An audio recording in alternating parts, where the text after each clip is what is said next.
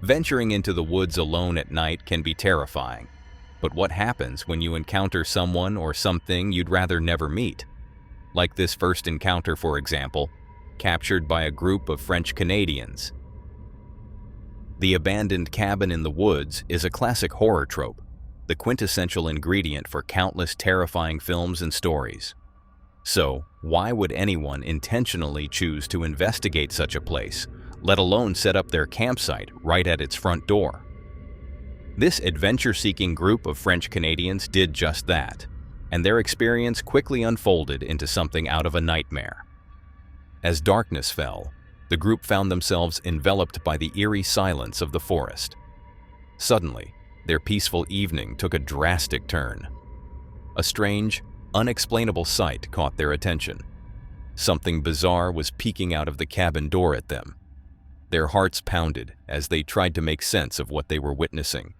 Ouais. Fait que ce fut c'est une super de belle soirée. Qu'est-ce que vous en pensez, les amis? Moi, je pense que le feu, il a réussi en esti, hein? Qu'est-ce que t'en penses? Il a réussi en tabarouette. Un esti de beau feu. Hey, t'avais-tu entendu ça? Quoi? Check, check. Ah! Frank, pogne la flashlight! Vite, pogne la flashlight! Fuck, c'était quoi?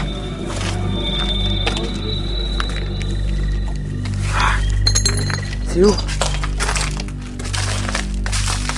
À droite.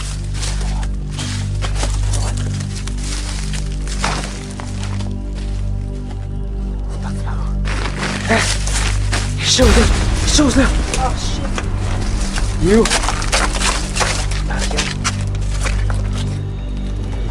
Hey, c'est pas drôle, c'est quoi? Laisse aller, hein? C'est où?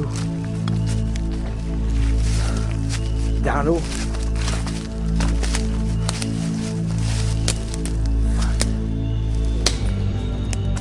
When they gathered their courage to investigate, the mysterious presence was gone, vanishing as quickly as it had appeared. The cabin door stood empty, leaving them with more questions than answers. But just as they started to question if their eyes had deceived them, the thing appeared again, this time outside the cabin itself, watching them from the shadows. They pursued it, determined to uncover its identity. But once more, it disappeared without a trace into the surrounding woods. The group left that night with an experience they would never forget, and one unsettling question remained. Was this just a mischievous prank by bored campers, or something truly supernatural? The mystery of that night remains unsolved. Spirits might be unsettling, but at least they can't cause physical harm. However, the unknown lurking in the dark can be far more terrifying, especially when you can't discern its motives. Fortunately, this group didn't have to learn the true nature of their mysterious visitor the hard way. Their sharp instincts and quick retreat ensured their safety. One thing's for sure, they won't be returning to that cabin anytime soon. Sometimes, you don't even need to dive deep into the forest on foot for unsettling things to happen. What if danger finds you on a seemingly ordinary drive, transforming a quiet night into a heart-stopping ordeal? Tonight, we'll look at a chilling incident that proves nature's unpredictable side can strike at any moment, even on a paved road. This incident unfolded with a couple in Russia who were simply driving down a street through a wooded area late at night. They certainly weren't prepared for what was about to happen, as their tranquil journey was about to take a sudden, terrifying turn. The unassuming drive quickly became a test of their nerves, leaving them facing an unexpected menace.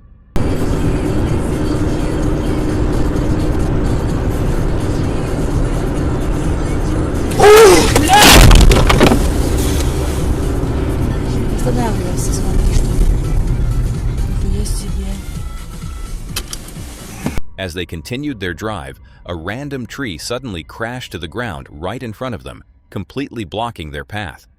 Without warning or a moment to react, they were forced to drive right through the fallen behemoth, narrowly escaping what could have been a catastrophic collision. Luckily, despite the shocking event, there was no serious damage to their vehicle, and miraculously, no one was injured. However, the driver seems to have almost had a heart attack when the tree came crashing down, a testament to the sheer terror of the moment. While the couple may have escaped physical harm, the psychological impact of such a sudden and violent event likely lingered. The woods, often a place of quiet beauty, revealed a dark, unpredictable side that night.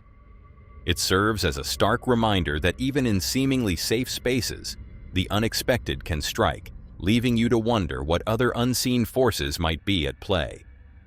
One thing's for sure, they won't soon forget the night the forest tried to claim the road. The Russian couple's drive showed how quickly calm can turn into chaos when nature lashes out. But not all dangers strike so suddenly. Some creep in through sound and shadow. From frozen woods to Florida's tropical forest, one camper would soon discover how terrifying the night can become. The creator behind the channel, Hiking Dancer, has a deep passion for exploring the outdoors. She dedicates much of her time to discovering new trails and sharing her adventures with her audience on YouTube. While she often embarked on multi-day backpacking trips in the past, her recent content has focused primarily on day hikes. However, for this video, she decided to challenge herself with a solo camping trip deep into the tropical forests of the Florida Peninsula. She began her journey on a side trail, determined to reach a section she hadn't explored before. This wasn't her first attempt at this route. She had tried it once before, but hadn't had the best experience. Still, fueled by her determination to give the place another chance, she set off again. Blue Blaze right now, trying to get onto the Florida Trail at a different section. This actually was the area I wanted to get to last time I hiked the trail, and I realized it was like the worst trail on earth. I'm giving this trail tries and tries, but this is a cool Blue Blaze from a trailhead, and it is a chillier day today, so I thought I want to try to hike a little bit. After several hours of hiking, she finally found a suitable spot to set up camp, pitching her tent, organizing her gear, and lighting a small fire to keep warm as the chillier day set in. Some milk tea, and the fire is going out. I could restart it, and probably I will get rid of the final wood that I have near here. Settling by the flickering flames, she brewed herself a comforting cup of milk tea, enjoying a moment of peace before nightfall. As the night deepened and she tried to drift off to sleep, unsettling sounds began to echo from outside her tent.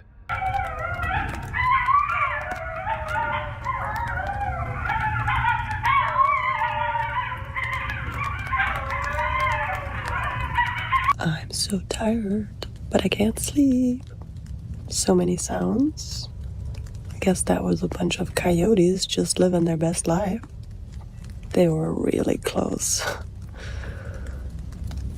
And it's actually raining a little bit right now, so it's like 10:30, and I went to bed at like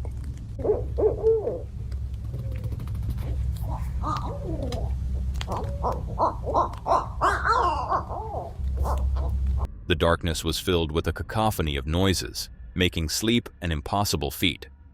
It seemed a pack of coyotes were living their best life, their calls disturbingly close. To add to the eerie atmosphere, a light rain began to fall. Coyotes or bobcats, predators whose cries can eerily resemble a woman's wail or a child's scream, were uncomfortably nearby. Despite the growing unease and the light rain, she managed to stay calm, refusing to give in to panic. Fortunately, the animals never came too close, and there was no real immediate danger. However, moments like these, when camping alone, can deeply rattle even the most seasoned hikers. It serves as a stark reminder of the importance of always carrying some form of protection when venturing into the wild. By sunrise, the atmosphere had completely transformed. The melodious songs of birds, the freshness of the morning air, and the serene beauty of the American jungle brought a profound feeling of peace and tranquility. While the night had been unnerving, the morning offered a gentle reassurance of nature's delicate balance. A disturbing video that not everyone will be able to watch without looking away. Tonight, we delve into a terrifying incident deep in the Amazon jungle, where a primal hunt turned into a desperate fight for survival. This footage will make you rethink venturing into the wild alone. Somewhere deep in the Amazon jungle, an unnamed man sought to reconnect with nature in its rawest form. He attempted to catch fish with his bare hands, a method demanding both skill and courage in the murky waters. In the footage, he plunges his arms and even his head into the obscure depths, patiently hoping to grab a fish from the muddy bottom. But as we often learn, nature holds unpredictable terrors, and something was about to go horribly wrong.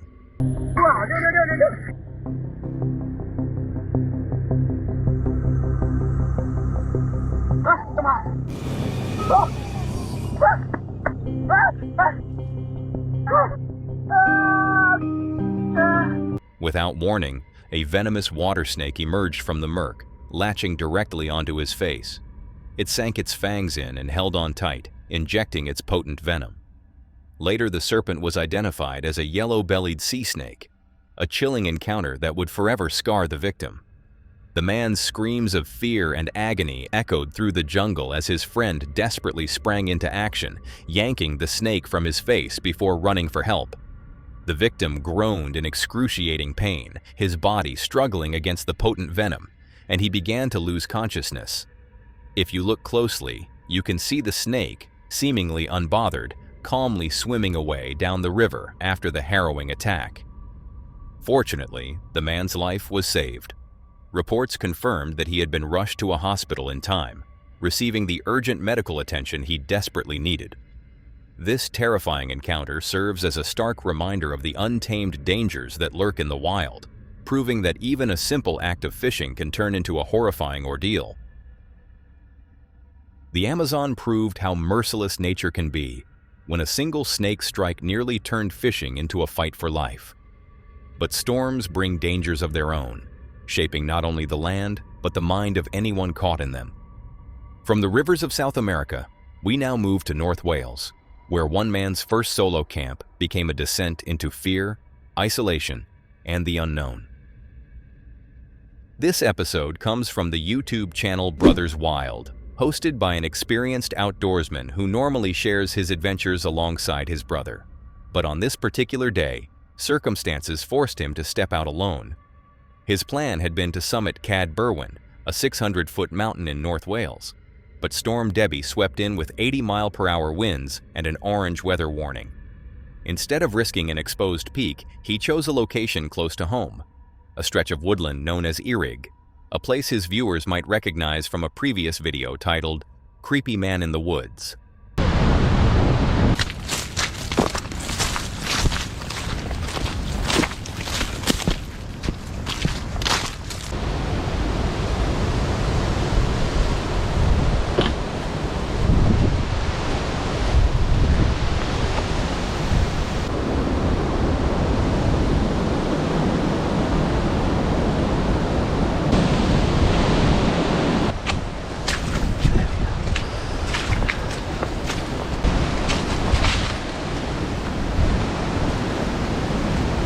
So everyone said I'm a bit mad for going out tonight.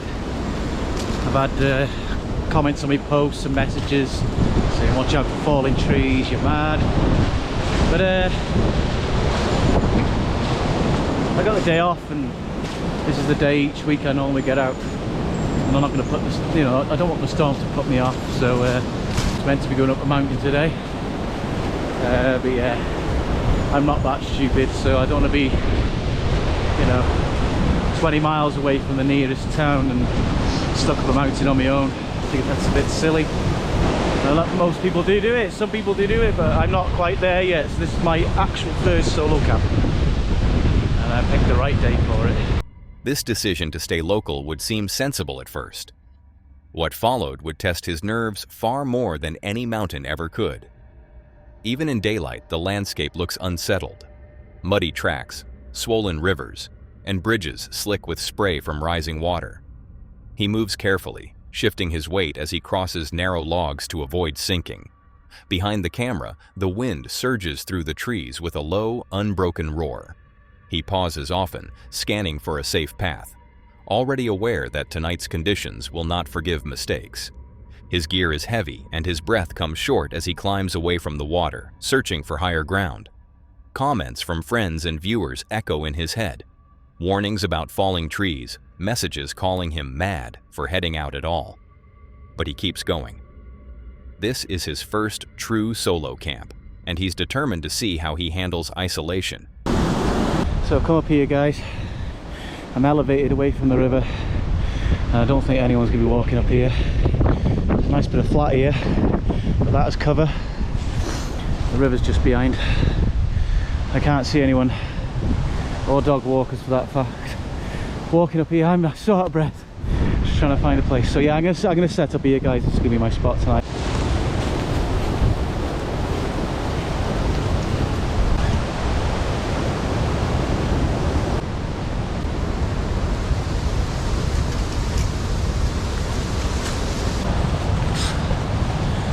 So I've managed to get the tent up. Wind's starting to pick up now. What I'm going to do, sort all this out, get my bedding down, and then I'm going to have to try and find some firewood before it gets dark. There's plenty around here though, that's a good thing. Loads of dead wood over here. You see that? Yeah, you can. So, even if that means doing so in the teeth of a storm. The camera shakes with each gust as he looks for a flat, hidden place to pitch his tent. Finally, he finds it. An elevated shelf above the river, shielded from dog walkers by dense growth. The view behind him is open enough that he would hear anyone approaching, yet it still feels exposed. He sets his tent against a backdrop of swaying trees, dead branches clicking against each other as the wind picks up. He gathers armfuls of fallen wood, muttering about the weight of his pack and the relief of being close to home if things go wrong. But the isolation is beginning to press in. With every trip back and forth, the soundscape changes. Gusts, sudden silences, and then faint noises just beyond hearing. As dusk creeps in, he sits outside the tent with a small bottle of whiskey and a camp meal warming on his stove. The leaves whirl across the ground in autumn colors, and the branches bend under the growing wind. He speaks to the camera about gear and food, but his eyes keep flicking to the darkening tree line. He is alone now, the kind of alone that magnifies every sound. The camera's microphone catches what he doesn't address directly. Small snaps, soft rustles, as if something is shifting just out of sight. That scared me, actually. Hello? It sounded like someone's slipping down here. Ooh. Later, with the fire glowing and the whiskey low, he pauses mid-sentence. From somewhere below comes a noise like footsteps moving through wet leaves. He stands still, headlamp off, listening. The camera pans slowly, but shows nothing. The weather and the season give everything an eerie cast: drifting mist, damp air, and the sense of movement where no one should be. He clears his throat and goes back to his story, but the tension in his posture betrays him. So that's me tucked up, ready for bed. Get my sleeping bag in a minute. I've actually bought some thermals, well, which I'm going to put on in a minute, or long johns in the US. So the wind's not too bad. It is kicking about a bit, like I'd say it's about 50 mile per hour at the moment. Apparently we're supposed to be getting 80 mile per hour winds. We'll see. But yeah, it's not too bad at the moment.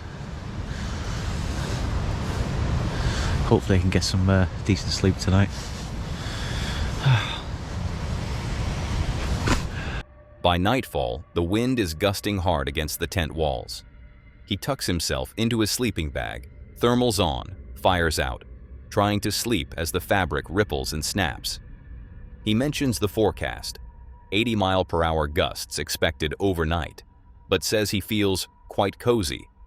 Then a sharp concussive sound tears through the dark. It is loud enough to rattle the camera's microphone, somewhere between an explosion and a gunshot. He sits up, breathing fast. Outside, the storm pauses as if holding its breath. Echo, obviously, so it would be nice. Oh shit.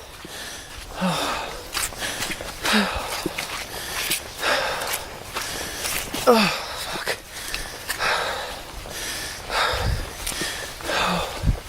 That was by far the scariest thing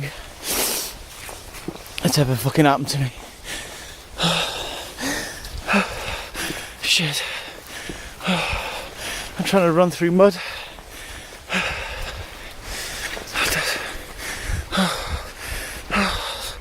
Fuck. Oh shit. Suddenly, there's a crash near the tent, followed by a voice, short, unclear, but undeniably human. He bolts, grabbing his camera and scrambling into the woods. Mud sucks at his boots. He loses his bearings. The footage jerks and blurs as he stumbles toward what he thinks is the path, but finds only flooded ground. His breathing is ragged, muttering curses, slipping again and again. A river cuts him off, wider and deeper than before. With no choice, he plunges in, water up to his thighs, gasping from the cold. Oh, I'm freezing. Oh, finally.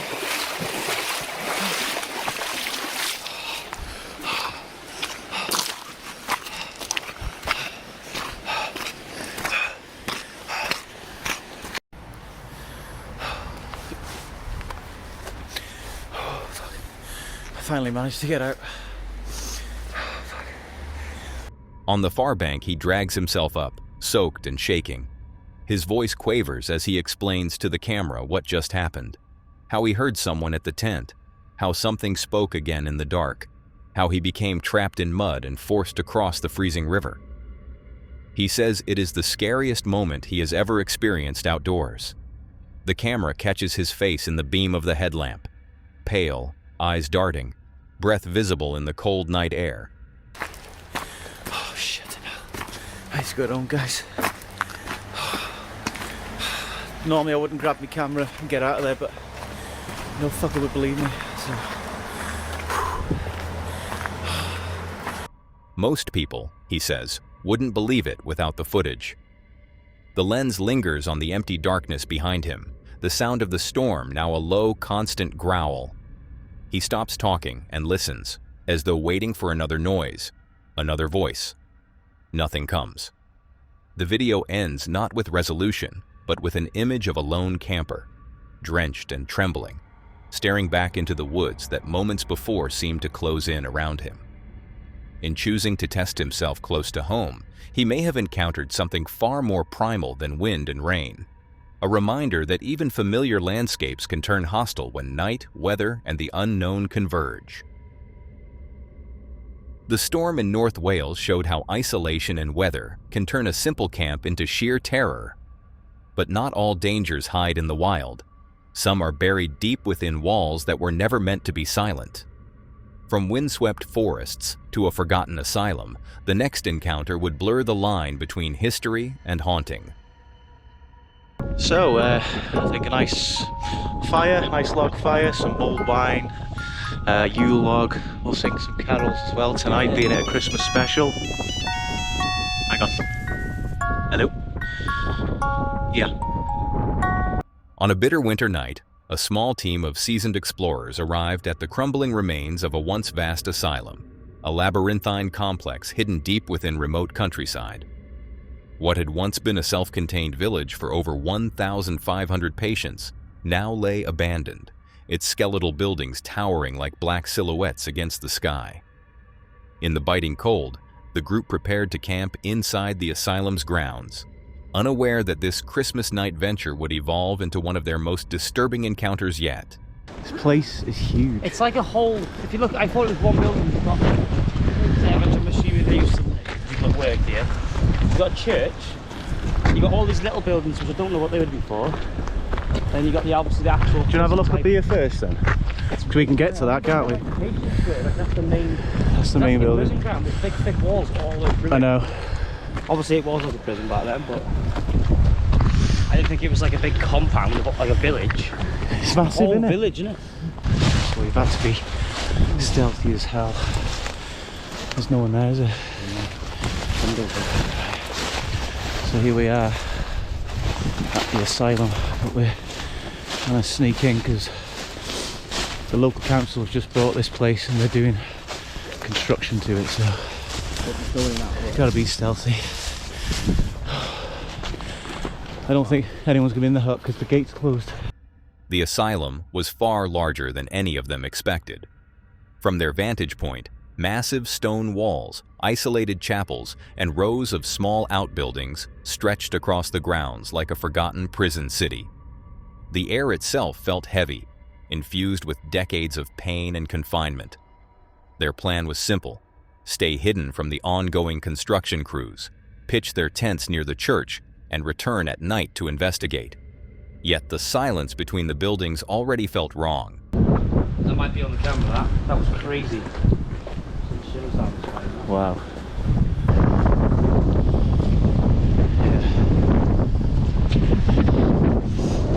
This is the church, so this would have been where they buried many of their patients, I'm guessing. This is eerie.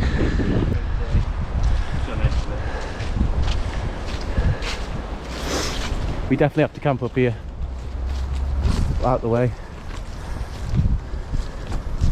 Look at that building.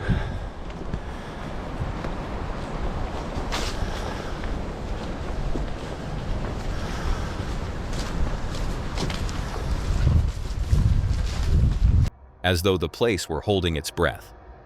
Moving through the grounds, they stumbled across the chapel, a Gothic shell with boarded windows and a cavernous interior that once housed countless burials. The walls bore deep scratches and graffiti, and the floor was punctured with holes where rotting beams had collapsed. It was here, in the cold stillness of the churchyard, that an eerie sound drifted through the darkness, an echo so sharp and sudden that it jolted the group into silence. For a moment, no one moved. The place felt alive. I don't know.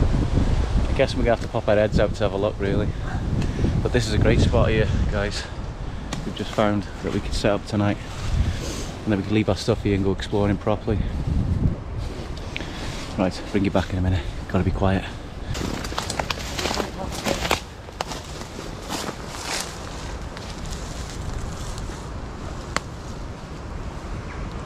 Straight through there. Get straight through, can't we? Yeah, straight there. Right, should we leave our bags and have a look round, yeah? Come on then. Put our bags hidden somewhere. Right, we need to hide our bags in the trees so we can just get in and out of places, yeah? There's a load of shrubs over here in this tree. No one will see them now.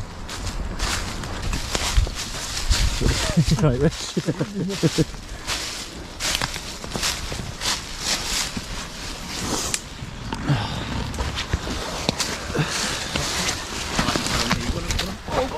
That's careful. Oh! Get attacked by a tree. Stick our bags here. That'll do. So here we are, Denby Asylum. Oh, where they had over 1,500 patients. The men retreated into a wooded edge of the property, selecting a concealed spot to stash their gear. The undergrowth muffled their movements, but the asylum's looming structures remained in plain view through the trees. This was no casual wild camp. Stealth and silence were essential. Somewhere near the church, voices carried faintly on the wind, their origin uncertain. Human or not, it was impossible to tell. The team set their minds on returning after dark, the risk adding a charge of adrenaline to the December air. So we didn't break in, guys. There was a piece of fence missing, a bit bent out, so we scarpered through that as soon as we seen it. But there is work getting done beyond these walls. There's a digger over there with lights on, so we have to be really careful now. Make sure no one sees us.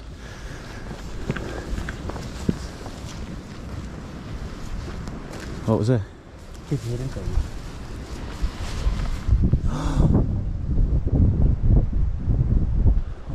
That was a scream. Wow, it's just falling apart, the whole place. There's camp. Well, initially this is where I thought we could do it. When night finally fell, the asylum transformed. shadows pooled in open windows, and the gutted halls seemed to stretch endlessly inward. The explorers slipped through a bent section of fence and found themselves inside, their footsteps echoing off walls warped with age.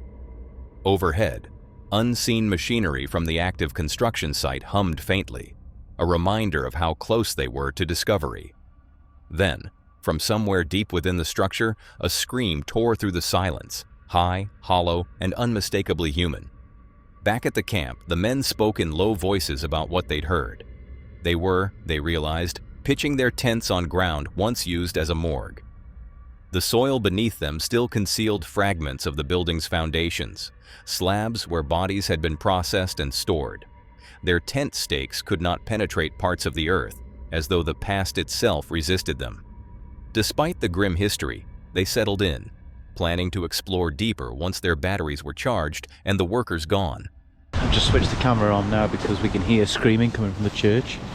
And I mean a woman scream, like a hauntingly bad scream.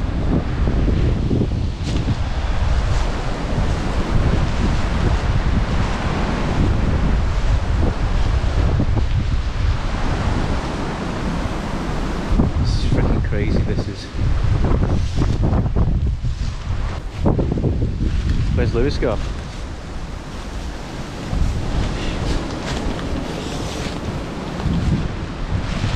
So scared about poking my head out now in case people see us.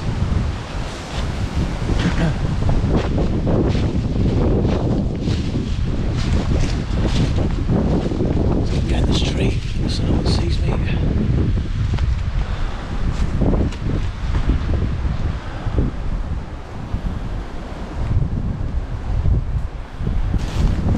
There's loads of these old bottles everywhere. But you can actually barely see it. You hear it? Yeah, I heard it. Stop the wind. As if they didn't see my tent, I can see it from here. Yeah, but if you're not looking for it and you pan past that, Yeah, if you don't pan see past, it. yeah. how much harder it is to see your tent than from when you're there. Yeah. Them screams are crazy, man. I heard a girl screaming twice.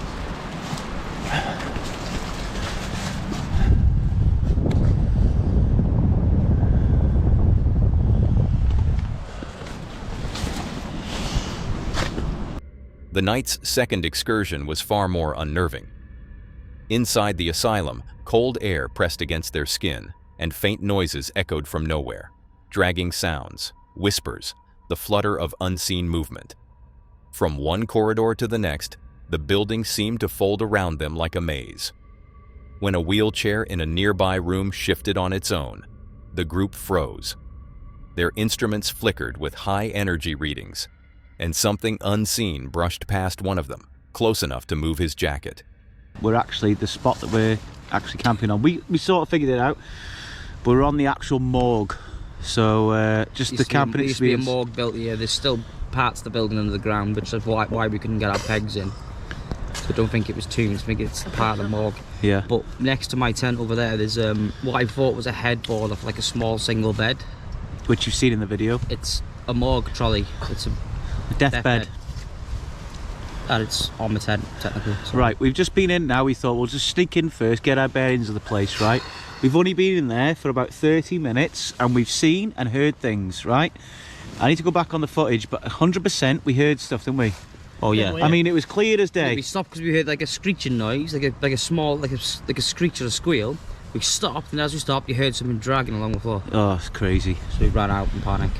So we've come back. We're gonna recharge the batteries on the camera, our phones and everything, make sure we got enough storage. It's so early as well. It's yeah. not even it's like 5 o'clock, so we're gonna go back in a bit later tonight.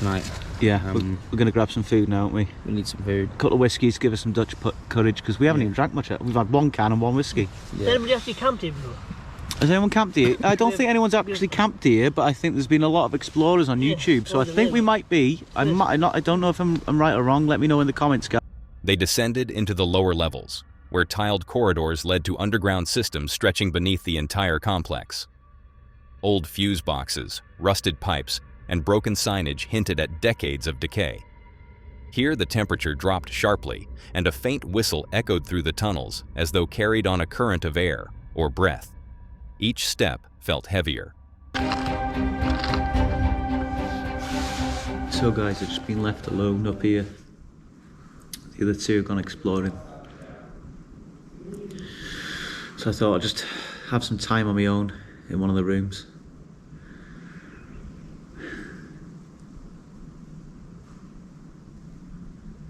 It's deadly eerie.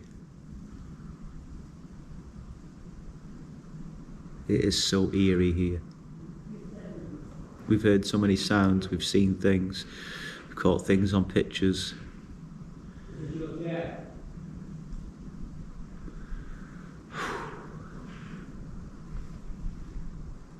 This has got to be the most scariest camp we've ever done. What the hell was that? Something just knocked next to me.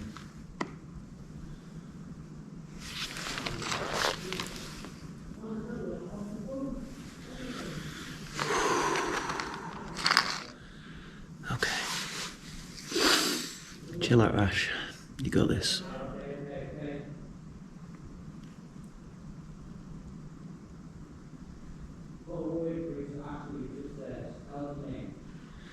Okay, so the boys are doing a vigil at the moment. They're recording, they're trying to communicate. They're using a device which has got electrical magnetical pulse which goes up and down from green to red. So when it hits red, it means a high energy pulse, and it usually means that they're answering.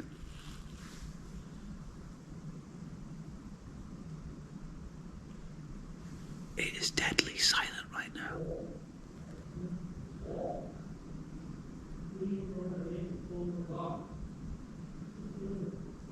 This is so scary. I am literally sitting in a room on my own.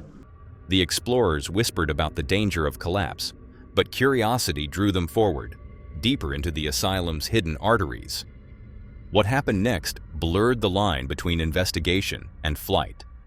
As they approached a doorway marked by a mist spilling outward, an unexplainable chill surged through them. Shapes moved at the edge of their lights, black forms slipping across upper floors, something climbing the roof, and voices rising and falling in the empty halls. Their ears rang as if from pressure. "Stay low," one whispered. To the right of me, there's no stairs to your right. somebody sound like someone's going up the stairs.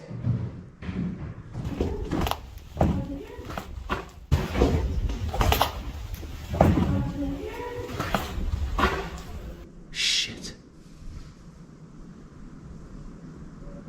That's where you shining the light right now. Somebody was walking up there.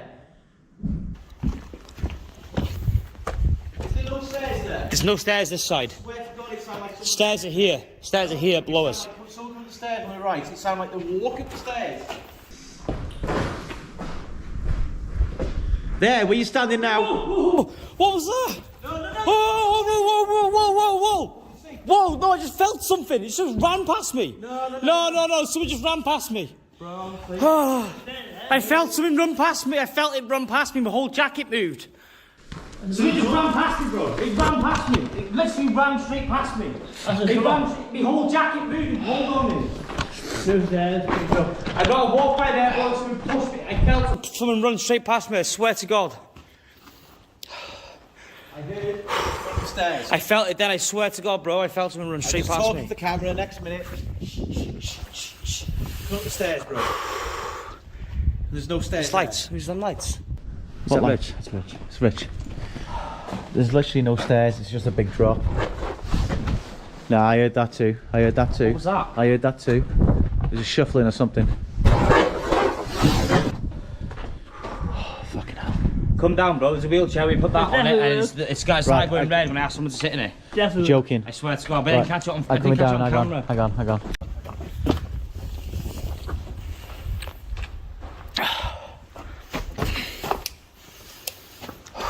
This is the weirdest building we've been in so far.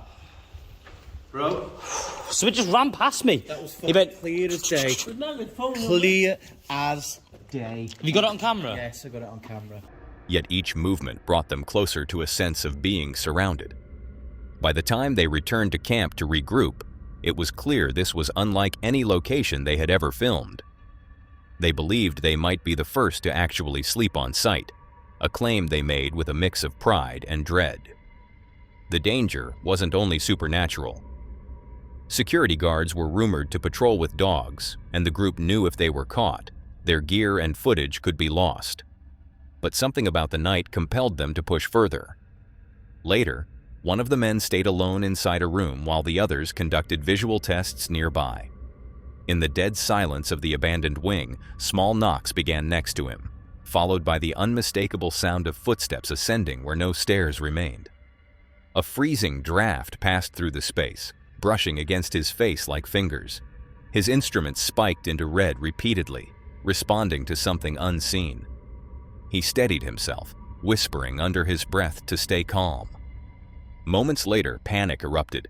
Something invisible ran past, brushing against clothing, moving air as if a body had sprinted by. A wheelchair rocked on its own, its metal frame vibrating in the cold. The device they carried pulsed bright red again and again, as though answering a question only it could hear.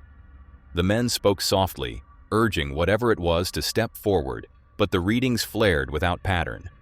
Fear began to override curiosity. No! Hey, what the fuck? Mate, that was close, that was dead close. Whoa!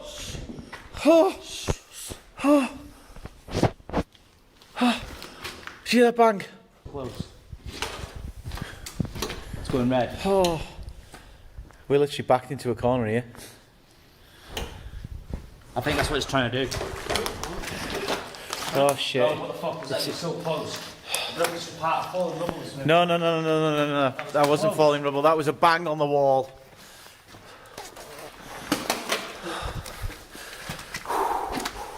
Oh shit. Oh, it's rich. It's rich. I heard that. Hang on. Right. Stand here where we were, right? Okay.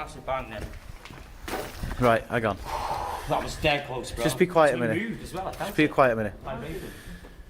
I'd take 5. Right. If anybody is there from the spiritual world, please make a big noise.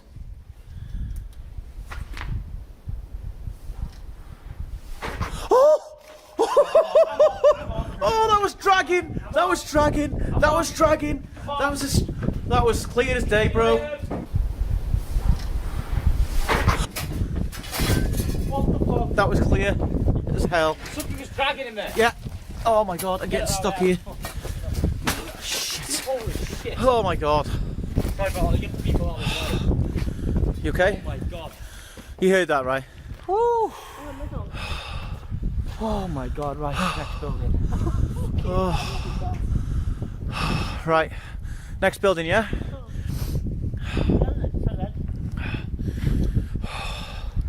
Nah, when we're quiet and we ask them stuff, they're doing it. They're doing it. Right, next building. A deep dragging sound answered one of their calls, scraping across the floor like something being pulled. It was clear, deliberate, and close. Adrenaline surged as they realized they were backed into a corner of the room. The temperature plummeted. A voice, female, unmistakable, echoed down the corridor, seeming to say, "Hello, boys." The explorers bolted, tripping over debris as they scrambled out of the building, their hearts pounding in the frozen night. Well guys, after a long night, we had to come and pitch up next to this river in this forestry. Denby Nut House is just over there. Obviously we were asked to leave, so being the good campers as we are, we didn't want it to be aggravated. We left. The guy was very, very honest and very nice. He's even given us a little history tour whilst we're going out. He was very nice actually, so we can't complain. And he told us where this spot was. It's a great location.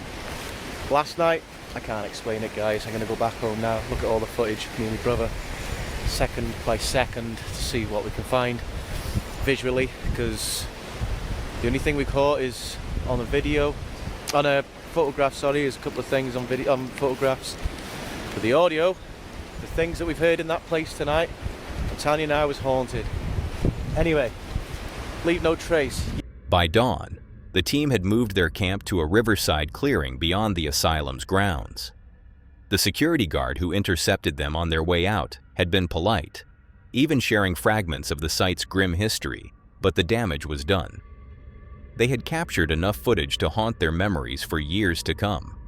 As they packed their gear, they spoke quietly about what they'd heard, the screams, the dragging, the touch of unseen hands, and wondered if they'd truly been alone inside that building. Now that was all for today, folks. If you enjoyed these clips, subscribe to my channel and click to see more on the video on screen.